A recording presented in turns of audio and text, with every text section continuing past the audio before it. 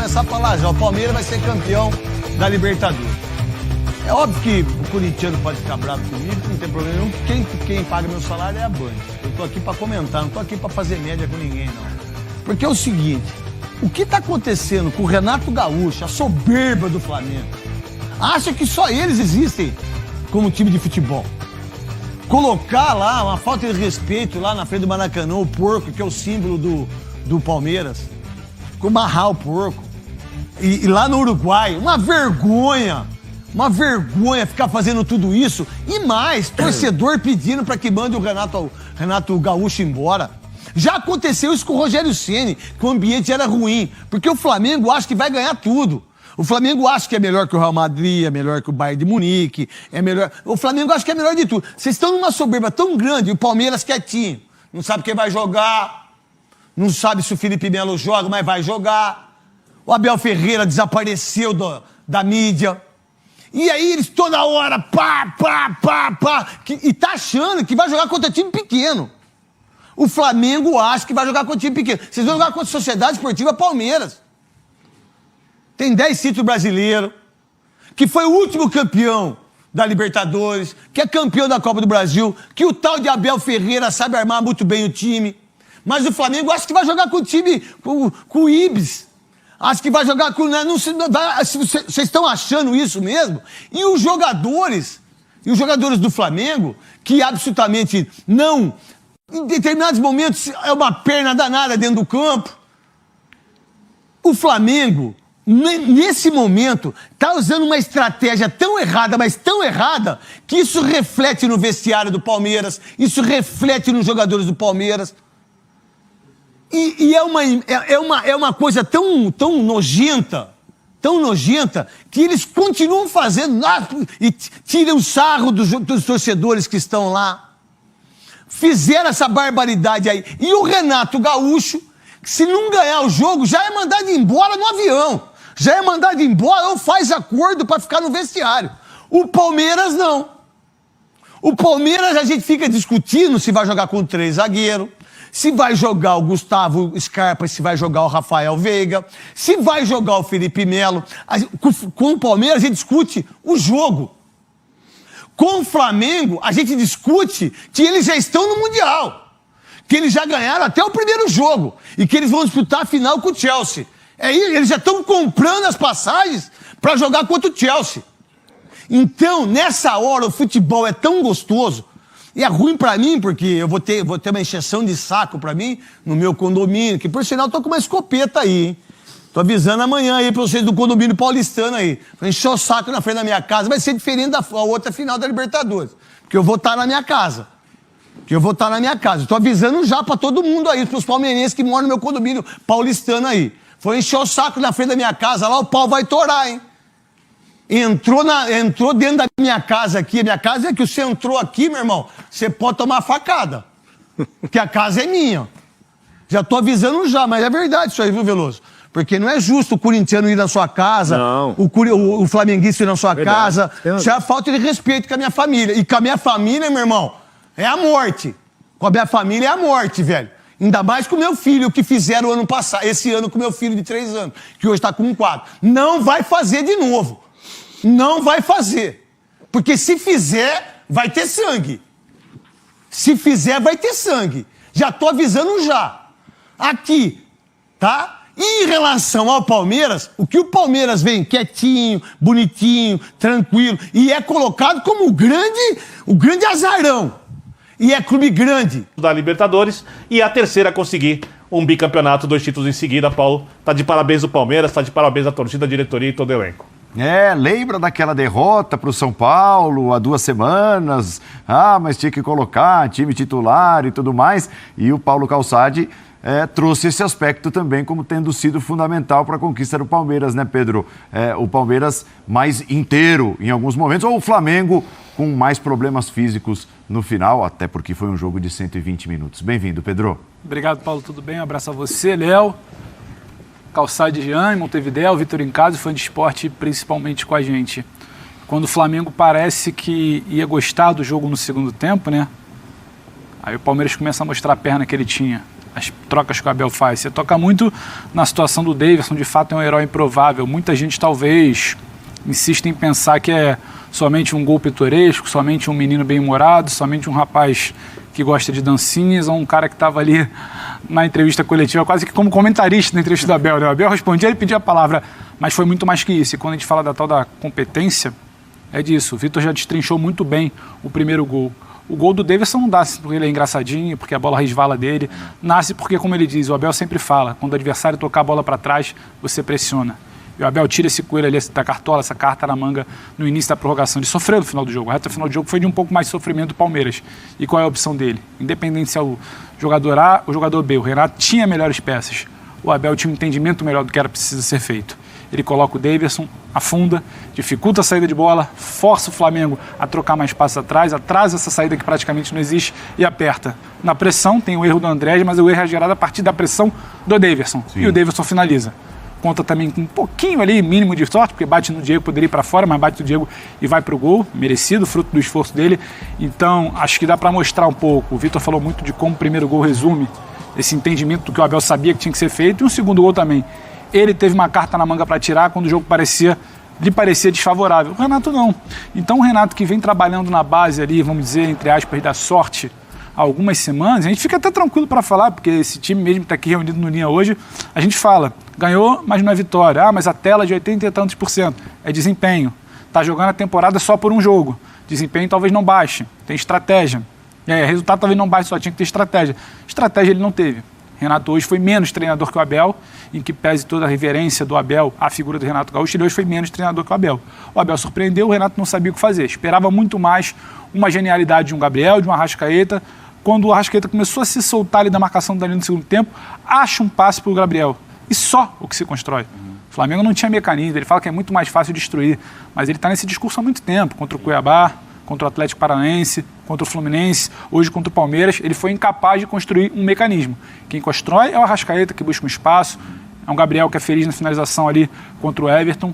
Então acho que isso resume um pouco do que foi essa tal competência, estratégia. O Abel é muito feliz, muito sincero, quando ele admite que tem elenco inferior a Flamengo e a Atlético. E aí é que a gente entra para saber por que tem um treinador, por que não é só talento, por que não é só individual. É individual somado ao trabalho coletivo, é individual ao tático. Fosse apenas individual, a gente ficaria aqui sentado na poltrona falando que fabricamos os melhores craques, então não precisamos de mais nada. Falta trabalho coletivo. Faltou o Renato ao longo de muitas semanas, faltou admitir, faltou hoje de novo, e o mais triste para o torcedor do Flamengo, em pensar que ele ainda pode ter alguns jogos, faltou na coletiva. O Renato apresentou uma completa desconexão com a realidade, de achar que foi simplesmente uma coisa ou outra, um detalhe ou outro. Ele fala, né, Pedro, que ele quer a linha de 5 e contra-ataque. A última coisa que o Palmeiras está na hora do gol é de linha de 5, porque o Mike já está espetado. Sim. O Mike estava de ala a ala naquele momento. Né? Então, se é simples destruir... Nem é um contra-ataque, né, Léo? Exato, e não é um contra-ataque. A bola está sendo dominada pelo Palmeiras. E é pensado ali, né, Léo? Porque o Dudu puxa, o Mike passa, e é tranquilo. O Vitor bate muito nessa tecla do pé de pressiona, né, Vitor? Da tranquilidade que tem.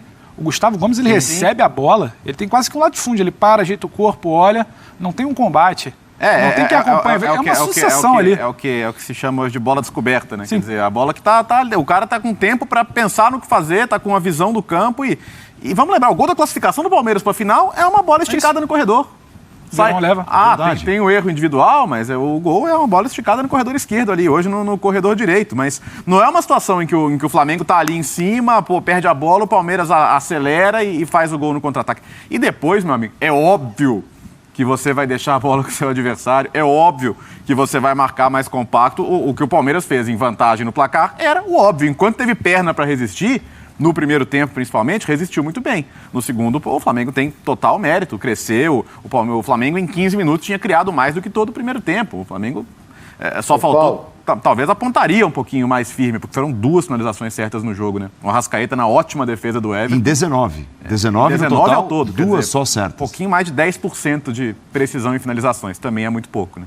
Oi, Paulo. Assim, o Flamengo já exibia uma capacidade menor de marcação ao longo da Libertadores, né? A gente falava do time sem a bola e da transição defensiva, que ela é falha, ela é mal organizada. Então esse é um ponto. O Abel sabe tudo isso.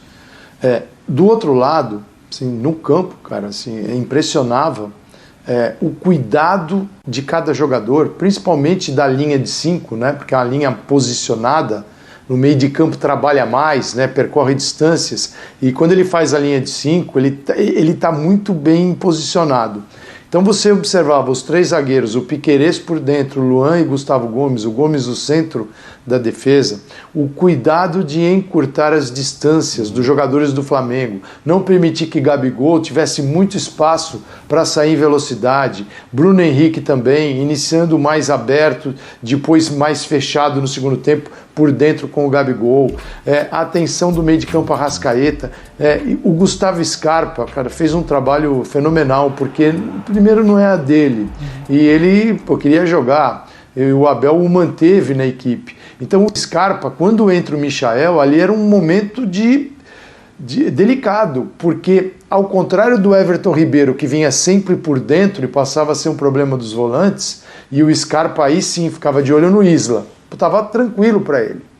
Quando o Michael vem e começa a atacar o espaço às costas, é difícil, porque o Piquerez é obrigado a sair dessa linha de 3, a deixar um pouco, abandonar um pouco os 2 companheiros para vigiar o Michael. Então, assim, ali poderia criar uma instabilidade no Palmeiras. E o Palmeiras se sustentou bem. Então, assim, taticamente, ele pensou em quase tudo. E o cuidado do Palmeiras para essa marcação, que o Flamengo, assim, as bolas do Palmeiras no início eram bolas desmarcadas, tinha a zona de passe, você tinha a infiltração. O Palmeiras teve um começo em que ele transitava com facilidade ali. Então aí a gente vê a diferença das equipes. Fisicamente o Flamengo sofreu, mas mesmo que tivesse 100%, taticamente seria inferior. E eu estava aqui revendo as escalações do Abel. Essa escalação nunca entrou em campo, exatamente essa daqui na Libertadores. Nossa. Embora ele tenha usado em 10 partidas, linha de 3. Das 13, em 10, linha de 3. Foram raros os momentos com linha de 4. Hoje ele voltou a confirmar as convicções dele, mas vai o Scarpa e o Piquerez por dentro. Essa formação, ela foi inédita e aí é o treinador. Eu sou daquele time que acha que treinadores fazem diferença. Eu estava vendo o Manchester City e PSG. Saí nessa semana, aqui na ESPN Argentina. Fiquei com essa convicção ainda mais forte. Hoje, então, se eu tinha alguma dúvida, é nenhuma. Fala, Jean. Ô, Calçade. É que eu acho que assim, eu também sou daquele time que acha que os treinadores fazem diferença. E certamente o Abel Ferreira fez diferença. Eu só acho que no Brasil, muitas vezes, a gente atribui aos treinadores uma diferença que eles não fazem, né? E isso se aplica ao Renato. Então, num determinado momento, uma melhora ali do Flamengo foi atribuída ao Renato Gaúcho de uma maneira, para mim, exagerada. E eu acho que o que aconteceu hoje, a final de hoje, reflete claramente a diferença entre esses 2 treinadores. E falo tranquilamente, depois de uma vitória do Palmeiras sobre o Flamengo, porque eu falo isso há um bom tempo em relação ao Abel Ferreira. Eu entendo quem não gosta do estilo do Abel Ferreira, eu entendo quem acha que um time com os recursos que tem o Palmeiras deve obrigatoriamente jogar de outra maneira, embora ache que isso não deva se aplicar a uma partida contra o Atlético ou uma partida contra o Flamengo, que eu acho que hoje são times com elencos melhores. Agora, você não nega a superioridade do Abel Ferreira em relação ao Renato Gaúcho de maneira alguma. Eu acho que não dá para fazer isso. É muito claro que o Renato é um técnico que pode ter os seus méritos, mas os seus méritos não são absolutamente méritos táticos. É mérito de gestão de grupo, de ouvir o jogador e etc, etc, etc. Tá? Agora, o Abel Ferreira é um cara que prepara o jogo, é um cara que estuda, e ele preparou esse jogo, embora tenha entrado em campo com uma escalação inédita. Até interessante porque o Calçade fala dessa escalação inédita, e o Palmeiras jogou com uma escalação inédita a segunda partida contra o Atlético em Belo Horizonte. E o Palmeiras jogou com uma escalação inédita o seu primeiro confronto contra o São Paulo, né? Com aquela saída do Scarpa para a entrada do Dudu. Então, é um técnico que consegue preparar o seu time, mesmo que não faça esse time jogar várias vezes em sequência. O mérito dele acho que é indiscutível, mas a gente sabe o que vai acontecer, né, Calçade? Se ele perder uma Supercopa aqui, uma Recopa ali, e aí nós estamos falando de jogos únicos, se ele perder o Mundial, que tem um Chelsea, ou seja, é melhor, é o normal você perder o Mundial, mas se ele perder, já vai ter gente pichando o muro, pedindo a saída, ou dizendo que ele é uma porcaria de treinador, porque essa é a nossa lógica, é assim que a gente funciona no Brasil, e esse é outro mérito do Abel Ferreira, falar muito sobre isso nas suas entrevistas, como fez hoje. Aí você culpa, se pensar que é o caso de sair por cima, se ele pensar... Como em algum momento também, quando Jesus teve a oportunidade de voltar para Portugal, ele falou, cara, para que arriscar se na primeira crise tudo que se fez até aqui vai ser esquecido? Então, eu acho que quando ele coloca isso na coletiva, eu acho absolutamente legítimo, até porque nesse momento, assim, isso é notícia internacional, né? Sim. Em Portugal, certamente vai se destacar. Portugal pode estar fora de uma Copa do Mundo em março. Pode pegar a Itália numa final e pode estar fora da Copa do Mundo. E pode precisar de um treinador. Pode precisar de um treinador. Ó, então já que vocês estão tocando nesse ponto, nós vamos recuperar agora. Ele falou em 2 momentos, tá? Ele falou ali à beira do campo, de cabeça quente, entre aspas, logo depois que o jogo terminou, a comemoração do título e tudo, e repetiu na entrevista coletiva a indecisão sobre o seu futuro. Aliás, mais uma vez, foi excelente, excepcional a entrevista coletiva do Abel Ferreira. Vamos resgatar então esse trecho, que é um trecho bastante relevante, e eu acho que, né, comemoração à parte, tem mais de comemorar, de extravasar mesmo, deixa o torcedor do Palmeiras um pouquinho ressabiado em relação ao futuro próximo. Vamos lá. Agora estou tranquilo, estou calmo, estou em paz comigo, dever cumprido, e já disse isto várias vezes. A forma como nós vivemos o futebol é muito intensa. A forma como se vive aqui e se joga o futebol no Brasil é muito intensa. E da forma que se joga não dá saúde a ninguém. Eu vou ter que refletir muito aquilo que quero para mim, para o presente e para o futuro. Tá? E ele, repito, né, Vitor Birner, ele voltou a falar sobre isso também na entrevista coletiva, dizendo que aqui é exatamente isso que acabou de dizer o Jean, né, com outras palavras, mas aqui é tudo meio malucão e até indo na direção do que também reforçou o Léo, não dá para dizer, poxa, mas como é que vai virar as costas para tudo isso agora e tal, mas preocupa, né? Porque o trabalho dele é um negócio excepcional, ele entra para a galeria dos grandes nomes, entre os grandes técnicos que o Palmeiras teve em todos os tempos. Já entrou o Abel Ferreira, ou não entrou, Birner? Não, fácil, pelo amor de Deus, né? Porque... como vocês disseram, ele ganhou, por exemplo, a semifinal, a decisão contra 2 times que tinham elencos melhores. E ano passado, fala, o Abel teve sorte, né? Porque pegou uma fase de classificação fácil, mata-mata fácil, no jogo duro contra o River fez um jogo ruim, botavam sempre a culpa no outro, né?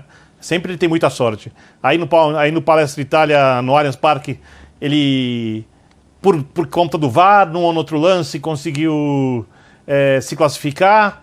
E isso é do futebol, faz parte. Na final, um jogo muito ruim, foi campeão da Libertadores. Vai falar, o pior campeão da Libertadores. Muita gente disse. Eu concordo que o jogo foi ruim, mas quando a gente fala de uma final de Libertadores, você precisa, em primeiro lugar, tentar ganhar o jogo. E se o Palmeiras podia produzir mais, não produziu, aí pegou essa Libertadores, e aí a situação é muito diferente, né? Ele quebra um tabu histórico contra o São Paulo. O Palmeiras nunca tinha eliminado o São Paulo, nunca tinha vencido o São Paulo em Libertadores, em várias oportunidades, tinha sido 4 edições, né? 3 mata-matas, e o Palmeiras tinha perdido todas com essa. Ele quebra esse tabu, pega o Atlético, aí vai falar, mas o Hulk perdeu o pênalti, né?